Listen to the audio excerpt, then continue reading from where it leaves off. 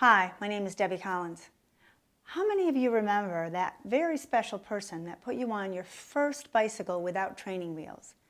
And they got behind you and they began pushing you faster and faster, all the while cheering you on to say, pedal, pedal, keep going, you're doing great, pedal. And then suddenly success, as you glide into a new world of forward motion. Yes, it's the pedaling was the positive energy that propelled you forward. It's a great life lesson, and one that I learned from my mom, but one that I learned again just a few months ago. I awoke that Saturday morning after coaxing friends, neighbors, and colleagues into providing me with donations so that I could make the 150-mile ride to conquer cancer. A ride, by the way, that was marketed as a ride for all levels. That dark early morning was met by lots of bright, eager faces, all making this ride for their own special reason, all believing that this was a ride for all levels of experience. The initial speakers were motivational, followed by a tearful cancer survivor whose message to the group was, "I have had cancer not once but several times, and I am here today to ride with you to conquer cancer." The positive energy was ignited and a mass of people and bicycles propelled forward onto the ride to raise money to save others.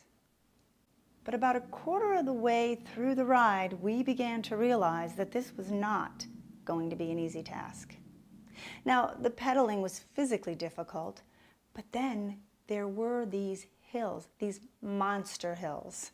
This was followed by weather, where Mother Nature tested our mettle to pedal and resolve through pouring rain, 40-degree temperatures, steep hills, slippery roads, limited visibility. But we rode on.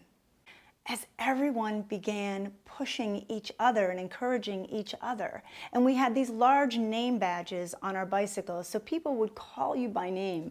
They were yelling things like, "Debbie, keep going. You got this. You'll make it. Another 40 miles, it's all you've got. There are no more hills." They were lying. There were a lot more hills. There were a lot more hills. And these fellow riders weren't just do-gooders. They were cancer survivors. They were friends and families of those afflicted. They were people that just cared, including volunteers who were there to feed the riders and change flat tires and fix broken bicycle chains. And each rider owned every mile they rode. They pedaled for those afflicted. They pedaled for each other.